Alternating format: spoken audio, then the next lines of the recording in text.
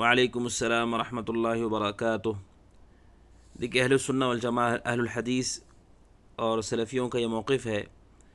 کہ اللہ رب العزت کی جو بھی صفات قرآن و سنت میں وارد ہوئی ہیں، ان ساری صفات کو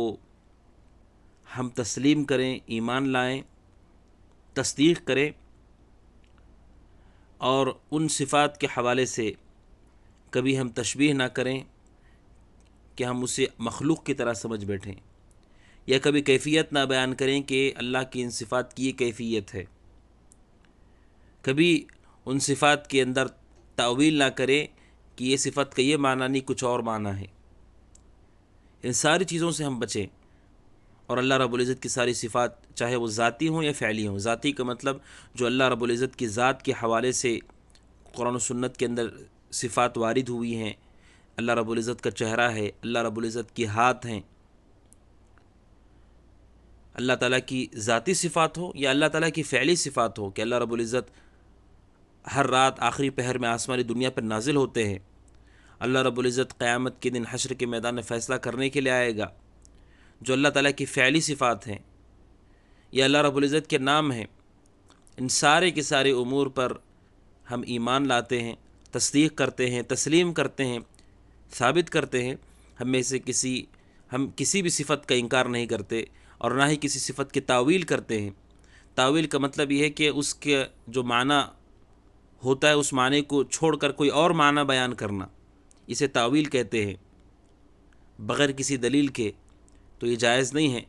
جیسے اللہ رب العزت نے کہا قرآن مجید میں، ابلیس سے کہا کہ تو نے اس کو کیوں سجدہ نہیں کیا جس کو میں نے دونوں ہاتھوں سے بنایا؟ تو دونوں ہاتھوں کا ذکر ہے، تو وہاں پر کہتے ہیں کہ دونوں ہاتھ سے مراد اللہ تعالیٰ کی قدرت ہے۔ تو جو اس کا معنی تھا اس معنی کو بدل کر کوئی اور معنی بیان کر دیا گیا، اسے کہتے ہیں تأویل۔ بغیر کسی دلیل کے اللہ رب العزت کی صفات کا جو معنی ہے وہ معنی چھوڑ کر کوئی اور معنی بیان کرنا، یہ تأویل ہے۔ صحابہ کا یہ طریقہ نہیں رہا، اور نہ تشبیہ صحابہ کا موقف رہا کہ ہم کہیں کہ نعوذ باللہ کہ خالق مخلوق کی طرح ہے،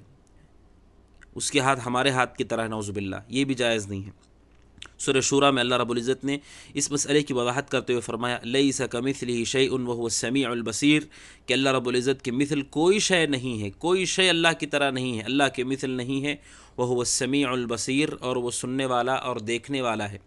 اللہ رب العزت نے ثابت کیا کہ وہ سنتا ہے، اور اللہ نے یہ ثابت کیا کہ وہ دیکھتا ہے، لیکن پہلے اللہ نے کہہ دیا کہ کوئی شخص، کوئی چیز اللہ کی مثل نہیں ہے۔ اس کا مطلب یہ کہ اس کا دیکھنا اور سننا ہماری طرح نہیں ہے، وہ خالق ہے، ہم مخلوق ہیں۔ تو یہ قرآن مجید سورہ شورى کی آیت ہے جس میں اللہ نے واضح کر دیا کہ اللہ تعالیٰ کی جو بھی صفات آتی ہیں ہم کبھی ان صفات کو مخلوق کی طرح نہ سمجھ بیٹھیں، اس سے ہم بچیں۔ اس لیے صحابہ اکرام سب کا یہی طریقہ تھا کہ اللہ رب العزت کی ساری صفات کو وہ مانتے تھے، اس کا معنی نہیں بدلتے تھے، نہ انکار کرتے تھے، نہ اسے مخلوق کی طرح سمجھتے تھے، بلکہ جو بھی صفات آئی ہیں اس کا جو معنی ہے اس پر ایمان لاتے تھے، اس کی تصدیق کرتے تھے، اور تسلیم کا معاملہ ان کے ہاں پایا جاتا تھا۔ اسی لیے شیخ الاسلام ابن تیمیہ رحمۃ اللہ علیہ کہتے ہیں کہ اللہ تعالیٰ کی جو صفات ہیں ان کو ماننا یہی صحابہ کا، تابعین کا طریقہ رہا، ائمۃ المسلمین کا طریقہ رہا، اہل السنہ والجماعہ کا طریقہ رہا، کہ انہوں نے اللہ تعالیٰ کی ساری صفات کو مانا ہے۔ اور جن لوگوں نے مخالفت کی وہ جہمیہ تھے، معتزلہ تھے، گمراہ فرق تھے، لیکن کبھی بھی وہ لوگ جو سلفی ہیں، اہل الحدیث ہے، صحابہ کے زمانے سے لے کے آج تک ان لوگوں نے کبھی بھی اللہ کی صفات میں تعویل نہیں کی ہے۔ امام مقریظی رحمۃ اللہ علیہ نے یہاں تک کہا کہ جو شخص سنت کی کتب السنہ کو دیکھے گا، آثار سلفیہ کو دیکھے گا، صحابہ کے اقوال کو دیکھے گا، کتب عقائد کو بھی آپ دیکھ لیں، کہتے ہیں امام مقریظی رحمۃ اللہ علیہ صحابہ میں سے اتنی بڑی تعداد صحابہ کی تھی، اس کے باوجود کسی ایک صحابی سے بھی یہ وارد نہیں ہے کہ ان لوگوں نے اللہ کے نبی صلی اللہ علیہ وسلم سے اللہ تبارک و تعالیٰ کی صفات کے حوالے سے استفسار کیا ہو کہ یہ کیسے ہے، کہ کیا معنی ہے۔ اس لیے کہ معنی واضح ہے، جب انہیں بتا دیا گیا کہ اللہ رب العزت عرش پر ہے تو وہ کبھی نہیں کہتے کہ کیسے عرش پر ہے، کیا معنی ہے اس کا، اس لیے کہ معنی واضح ہے، عربی زبان میں ہے قرآن مجید، اللہ تعالیٰ عرش پر مستوی ہے، اللہ رب العزت ہر رات کو نازل ہوتے ہیں، اللہ تعالیٰ قیامت کے لیے فیصلہ کرنے کے لیے آئیں گے، اللہ رب العزت کے ہاتھ ہے، اللہ رب العزت کے چہرہ ہے، کہتے امام مقرض رحمۃ اللہ علیہ کسی بھی صحابی نے اتنی بڑی تعداد تھی صحابہ کی، اس کے باوجود کسی بھی روایت میں نہ صحیح نہ ضعیف یہ وارد نہیں ہوا ہے کہ انہوں نے نبی اکرم صلی اللہ علیہ وسلم سے یہ استفسار کیا ہو، کیونکہ وہ سب ایمان لانے والے اور تسلیم کرنے والے لوگ تھے۔ ابن قیم رحمۃ اللہ علیہ بھی کہتے ہیں کہ صحابہ اکرام جو کہ سادات المؤمنین ہیں، مومنین کے سردار ہیں، اس امت کے سب سے مکمل ایمان والے لوگ ہیں، ان لوگوں نے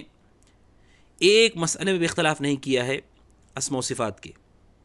بل ساری کی ساری صفات کو انہوں نے تسلیم کیا ہے۔ اب سوال یہ ہے کہ جب صحابہ اکرام نے کبھی ان کے یہاں اشکال نہیں ہوا تو ہمارے یہاں اشکال ہو رہا ہے، اس کا مطلب یہ ہے کہ ہم غلط راستے پر ہیں، ہمارا راستہ صحابہ کا راستہ نہیں ہے، تبھی جا کر ہمیں اشکال ہو رہا ہے۔ اسی لیے آپ دیکھیں گے کتنے ایسے لوگ ہیں جب آیت الکرسی کی تفسیر کرتے ہیں، وسع کرسی السماوات والارض، کہ اللہ تعالیٰ کی کرسی ہے جو زمین و آسمان کو محیط ہے، کہتے ہیں اللہ تعالیٰ کی حکومت۔ کیوں آپ اس کی تفسیر حکومت سے کر رہے ہیں جبکہ وہ لفظ کرسی کا آیا ہے؟ کیونکہ وہ تعویل کرتے ہیں، جبکہ ہمارا طریقہ تعویل کا نہیں ہے، یہ اہل بدعت کا طریقہ ہے۔ تو یہ صحابہ اکرام تابعین کا طریقہ رہا۔ سب سے پہلے جس شخص نے اس مسئلے میں اختلاف کیا اس شخص کا نام ہے جعد بن درہم۔ جعد بن درہم یہ سب سے پہلا شخص ہے جس نے صفات کے حوالے سے شکوک و شبہات کا اظہار کیا اور اللہ کی صفات کا انکار کیا۔ دوسری صدی ہجری کی ابتدا میں یہ شخص تھا اور اس کے بہت خطرناک معاملات ہوئے، یہاں تک کہ اسے قتل کر دیا گیا۔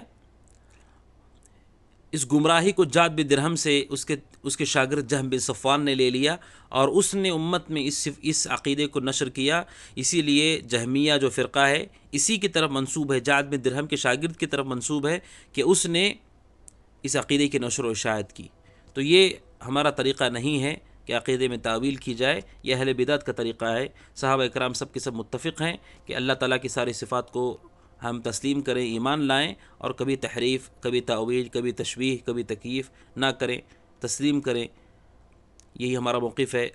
هذا وصلی اللہ وسلم علی نبینا محمد وعلی آلہ وصحبہ اجمعین۔ السلام علیکم۔